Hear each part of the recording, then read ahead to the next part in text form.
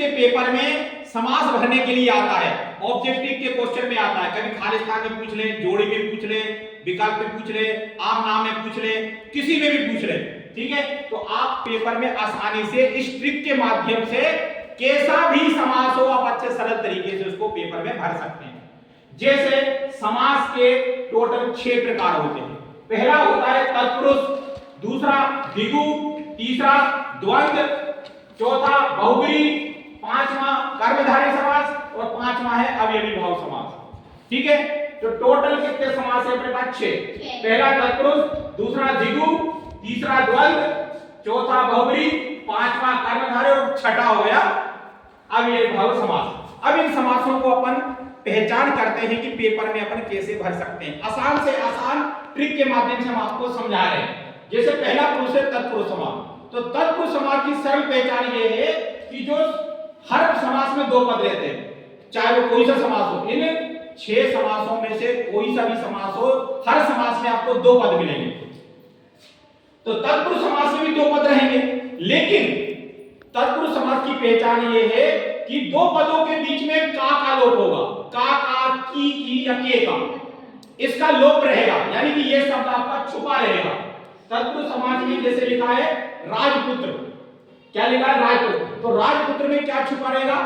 का शब्द छुपा है। कैसे?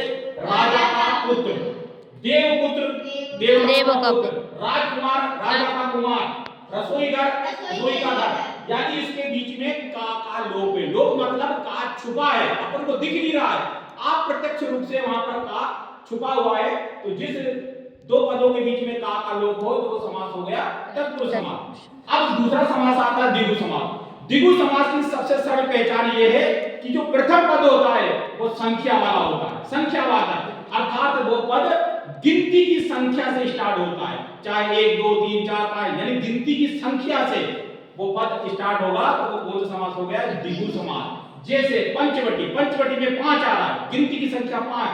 फिर चौराया, चौराया में आ रहा है 4, त्रिभुवन में 3, नवरात्र में 9, षष्ठभुज, पंचभुज, त्रिमुखी, त्रिदेव, अनेक प्रकार के शब्द आ जाए जिसमें पहला पद क्या हो? संख्या हो, तो कौन सा समास होगा? द्विगु समास। अब आता है द्वंद्व समास। द्वंद्व समास के बीच में छपा है 2, द्वंद्व मतलब 2, तो दोनों पद प्रधान हो, यानी कि कोई भी पद ऊंचा नीचा ना हो, कोई ऊपर नीचे नहीं, दोनों पद की औकात बराबर रहेगी। कोई ना पद छोटा है ना कोई बड़ा है, दोनों पद की औकात यानी विशेषता बराबर रहेगी। जैसे पितृ, माता पिता, राम लक्ष्मण दोनों भाई थे, राम कृष्ण दोनों ईश्वरों के नाम है, तो दोनों को बराबर है। राधे कृष्णा, सीता राम, राधे, इस प्रकार के शब्दों, मामा मामी, चाचा चाची, दादा दादी, नाना नानी, ये शब्द पूरे क्या हैं? द्वंद्व समास है, यानी दोनों पद प्रधान है। आप चाची चाचा को अपन समान, दोनों को समान देना, दोनों पद क्या है? प्रधान है। तो कौन सा समास होगा ये? द्वंद्व समास। अब बहुब्रीहि समास।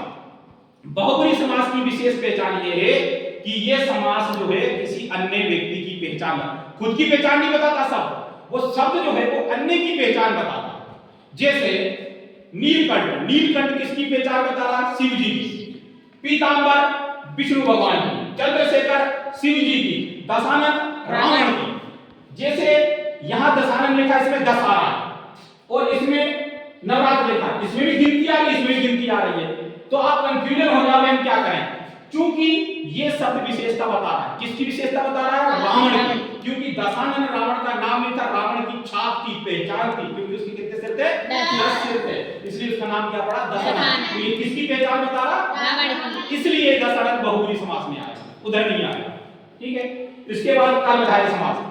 कर्मधारय समास की पहचान ये है कि पहला पद दूसरे पद की विशेषता बताएगा, यानी कि अगर दूसरे पहले पद को हटा दें तो दूसरे पद की कोई औकात नहीं बचेगी, यानी दूसरा पद बिल्कुल अर्थहीन हो जाएगा, कोई काम का नहीं बचेगा, यानी कि पहला पद दूसरे पद की विशेषता बताता है। जैसे घनश्याम, श्याम, श्याम एक लड़के का नाम है, घन जोड़ेंगे तो वही घनश्याम प्रसिद्ध हो गया, विशेष हो गया। महापुरुष, पुरुष, महा को हटा दे क्या बचेगा? पुरुष बचेगा। पुरुष क्या है? एक साधारण व्यक्ति है, लेकिन महा जुड़ गया तो महापुरुष, जैसे विवेकानंद, गांधी जी, नेहरू जी, ये महापुरुष, अम्बेडकर जी, तो ये उनके सामने क्या लगता है? महापुरुष लगता है। महाकवि, कवि के सामने महा हटा दे तो एक साधारण कवि बचेगा, एक साधारण कवि बचेगा। अगर कवि के सामने अपने महा जोड़ दिया तो महाकवि, जैसे तुलसीदास, कालिदास, ये महान कवि हुए। ठीक है, तो कहने का तात्पर्य यह है कि प्रथम पद दूसरे पद की विशेषता बताता है तो वो समास कहलाता है कर्मधारय समास। और अंतिम समास अवयवी भाव समास। अवयवी भाव समास में पहले ही जुड़ा है अव्यय, तो प्रथम पद आपका उपसर्ग हो या अव्यय हो तो वो कहलाएगा अवयवी भाव समास। जैसे प्रतिदिनम, ये जो प्रति है ये आपका उपसर्ग है। यथाशक्ति, इसमें यथा कौन है? आपका अव्यय है। तो कहने का तात्पर्य यह है कि कोई भी पद है उसके प्रथम पद में अव्यय जुड़ा हो या उपसर्ग जुड़ा हो तो वो कौन सा समास कहलाएगा? अवयवी भाव समास कहलाएगा। एक बार शॉर्टकट बता दे आपको कि तत्पुरुष समास की पहचान है शब्द पदों के बीच में का लोप होगा। द्विगु समास की पहचान है शब्द के शुरू में संख्यावाचक होगा। शब्द कहां से स्टार्ट होगा? संख्या, गिनती से स्टार्ट होगा। द्वंद्व समास में दोनों पद प्रधान होंगे।